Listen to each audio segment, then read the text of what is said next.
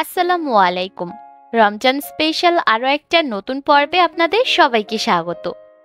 আজকের পর্বে তৈরি করে দেখাবো দিল্লির জনপ্রিয় একটা শরবতের রেসিপি, যার নাম শরবতে মোহাব্বত বা মোহাব্বত কা শরবত রেসিপি। এই শরবত তৈরি করার জন্য আমাদের প্রয়োজন পড়বে ঘন দুধ।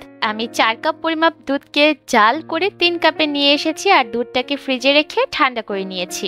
অবশ্যই শরবতটা তৈরি করার আগে দুধটাকে ভালোভাবে ঠান্ডা করে নেবেন। এবার এই ঠান্ডা দুধ আমি একটা বাটির মধ্যে নিয়ে নিলাম, আর এর মধ্যে দিয়ে দিব 2 টেবিল চামচ চিনি। প্রতি 1 গ্লাস দুধের জন্য আপনাকে 1 টেবিল চামচ করে চিনি ব্যবহার করতে হবে। আর সেই সাথে এর মধ্যে দিয়ে দিলাম 1 টেবিল চামচ রুহ আফজা। এবার সবকিছুকে একসাথে ভালোভাবে মিশিয়ে নিচ্ছি, আর ভালোভাবে মিশিয়ে নিতে নিতেই দেখবেন এর কালারটা চেঞ্জ হয়ে গেছে।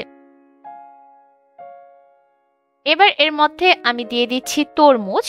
তরমুজটা দেওয়ার আগে অবশ্যই একটু কেটে ছোট ছোট টুকরা করে তারপর দিতে হবে।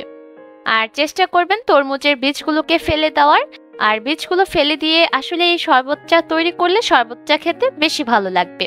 আর দেখতে পাচ্ছেন আমি তরমুজগুলোকে কতটা ছোট টুকরা করে কেটে নিয়েছি। এভাবে করে তরমুজটাকে যদি কেটে নেওয়া হয় তাহলে শরবতটা খেতে বেশি ভালো লাগে। তরমুজ দিয়ে দেওয়া হয়ে গেলে এর মধ্যে দিয়ে দিলাম 1 কাপ পরিমাপে বরফ কুচি। এই শরবতটা আসলে একটু ঠান্ডা ঠান্ডা খেতেই ভালো লাগে, তাই আপনি যখন ইফতারে এই শরবতটা সার্ভ করবেন ঠিক তার আগে এই বরফ কুচিগুলো যোগ করবেন। আগে থেকে যদি বরফ কুচি যোগ করে তারপর রেখে দেন তাহলে কিন্তু বরফগুলো গলে যাবে আর শরবতটা খেতে ভালো লাগবে না। এবার আমি শরবতটাকে একটা গ্লাসে নিয়ে নিচ্ছি।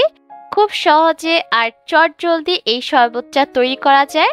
সারাদিন রোজা রাখার পর যদি এরকম ঠান্ডা ঠান্ডা 1 গ্লাস শরবত খাওয়া যায় তাহলে মন প্রাণ দুটোই জুড়িয়ে যায়।